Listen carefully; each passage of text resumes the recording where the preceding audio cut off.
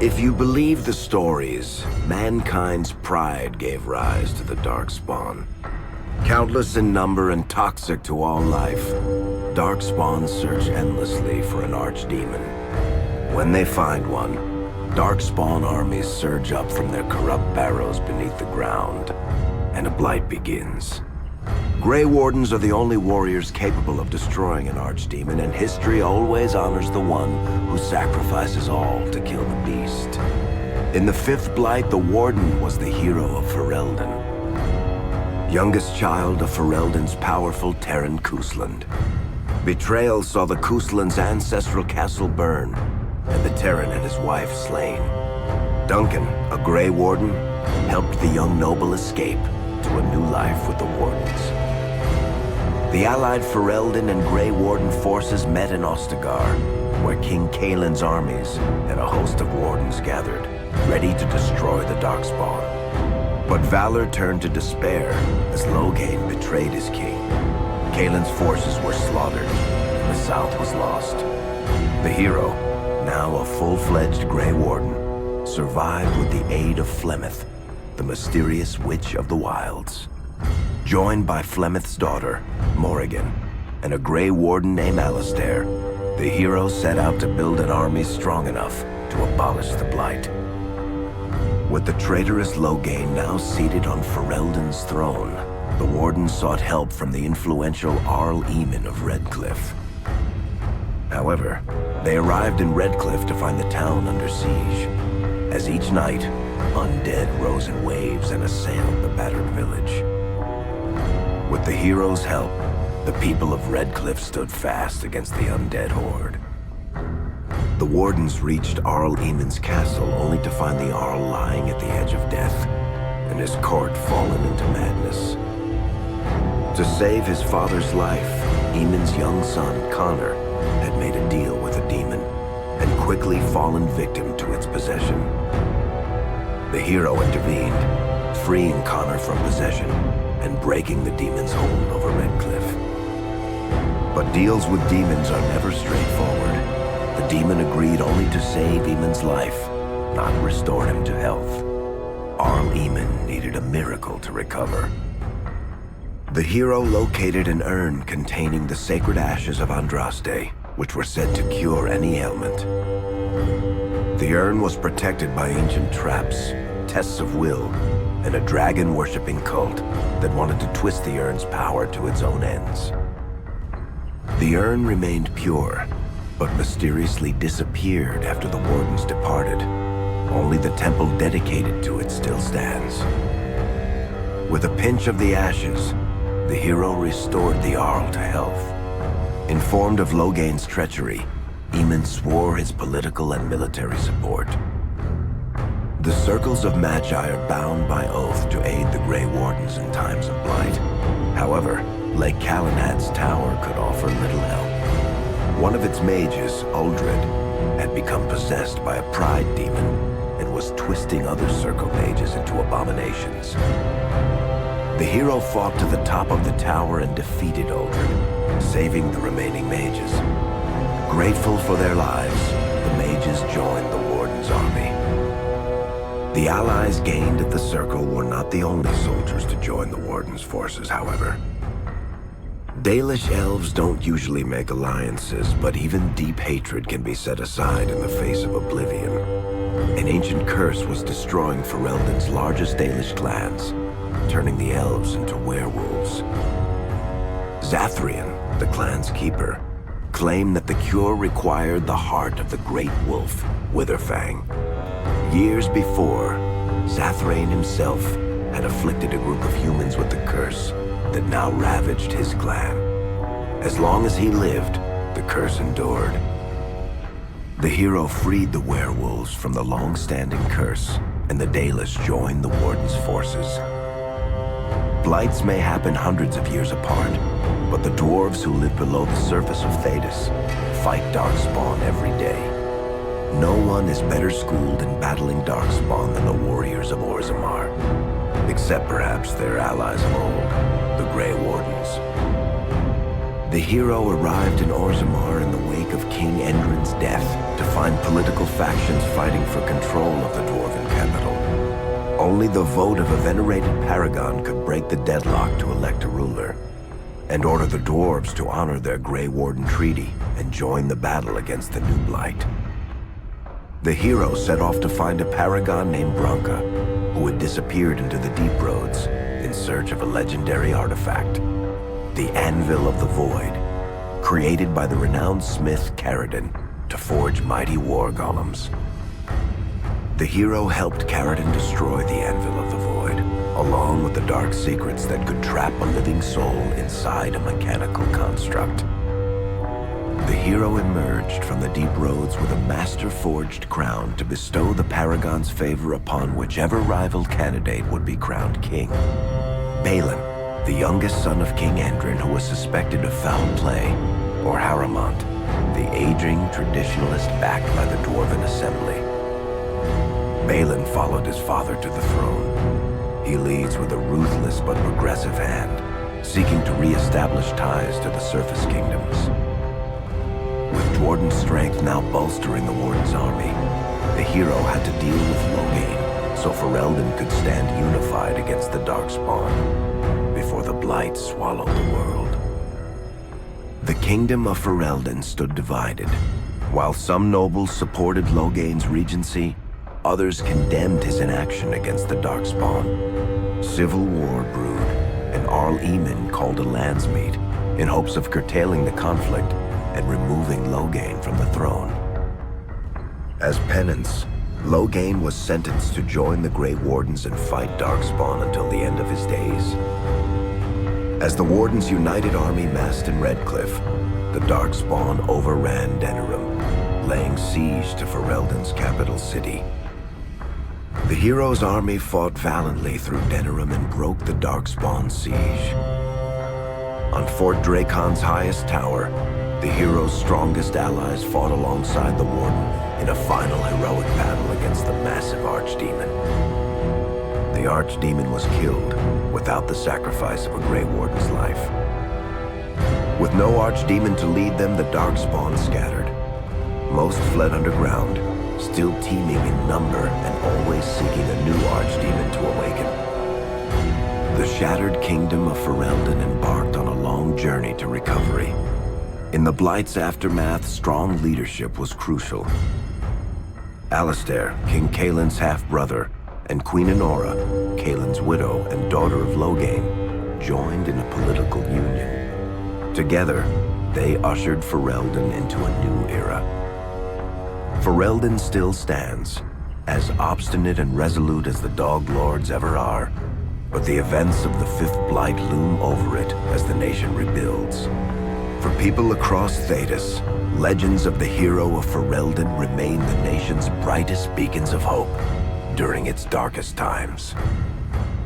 It all began in Kirkwall, the fall of Knight Commander Meredith, the Qunari uprising, and of course, the Chantry's destruction and the onset of Mage rebellion. One person always stood amidst the swirling chaos: Hawke, the champion of Kirkwall.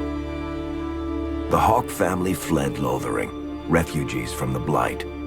Leandra, mother of the champion, and siblings Bethany and Carver hoped to find refuge at her family's estate in Kirkwall, far to the north.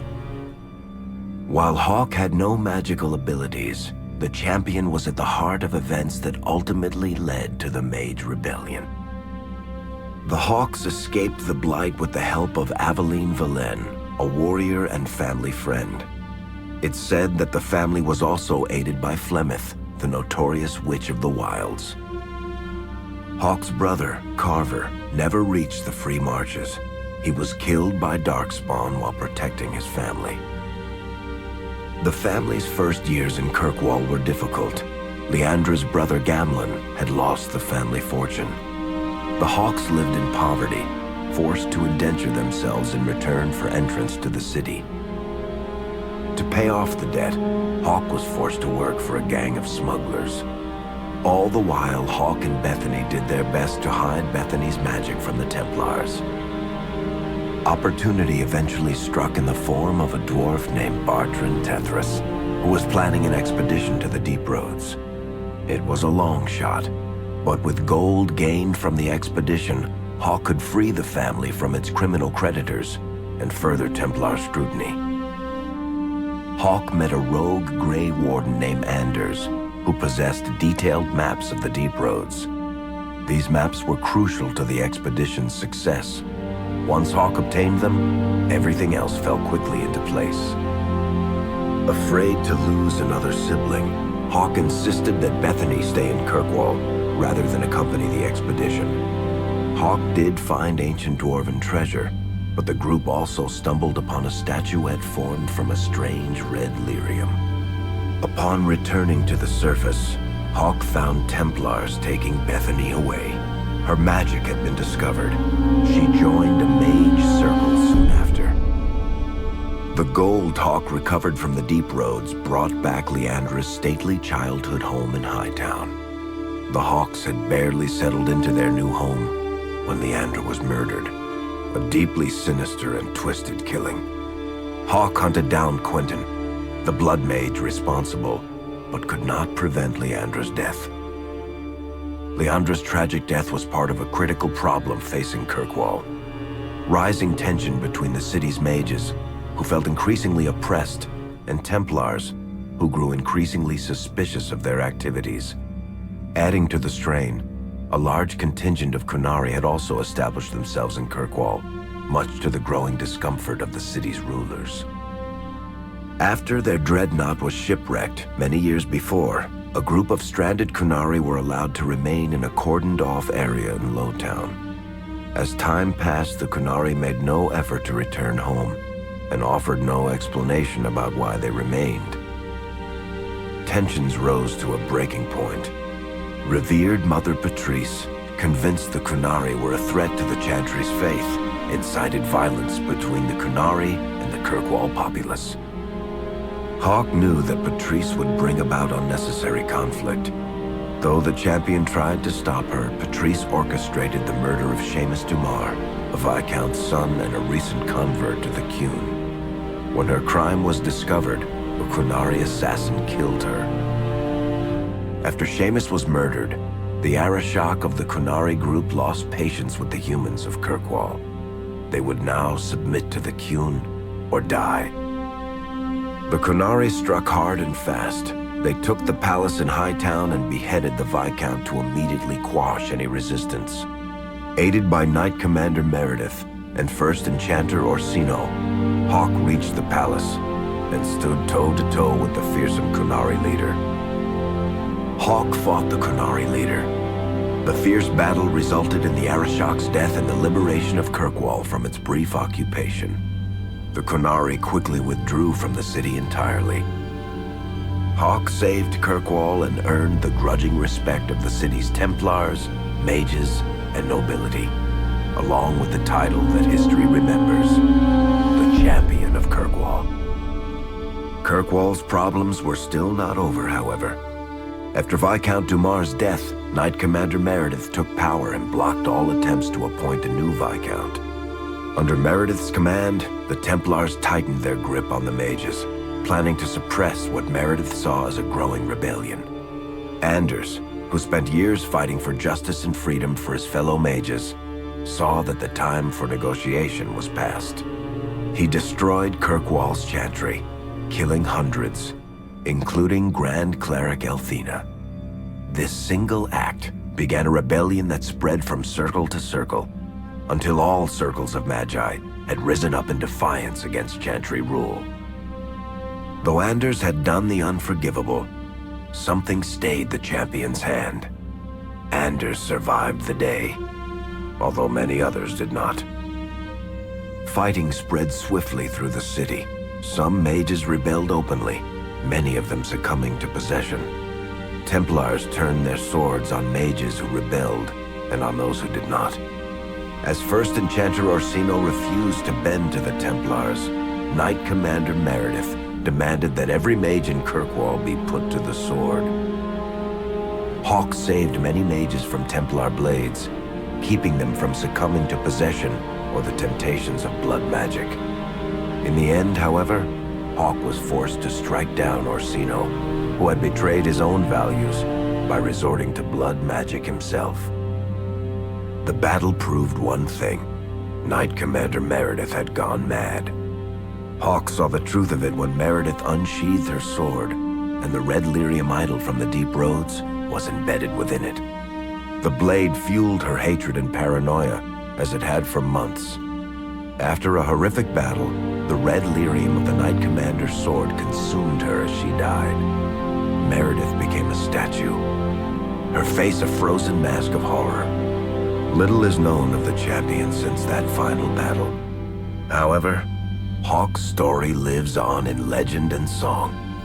Memories of the indelible changes the champion of Kirkwall brought to the face of Thedas. The Mage Rebellion in Kirkwall was felt throughout Thedas, the news spreading like wildfire. The Templars clamped down in response, but each new restriction only made things worse. Led by Grand Enchanter Fiona, the mages voted for independence. The Circle of Magi would govern itself, without the Chantry and especially without the Templars. The result was cataclysmic. 2 circles were destroyed. Those within killed to the last mage, before the rest fled into the wilderness. Perhaps the mighty Empire of Orlais could have intervened in the war before it began, but that was not to be. Grand Duke Espard began a deadly civil war against Empress Celine, vying for the Orlesian throne. The mages were offered safe haven in neighboring Ferelden, but the Templars followed, and so their battle spread across all of Thedas. As head of the Chantry, Divine Justinia ordered the Templars to stand down. They refused, declaring their own independence. Thus, the war began in earnest.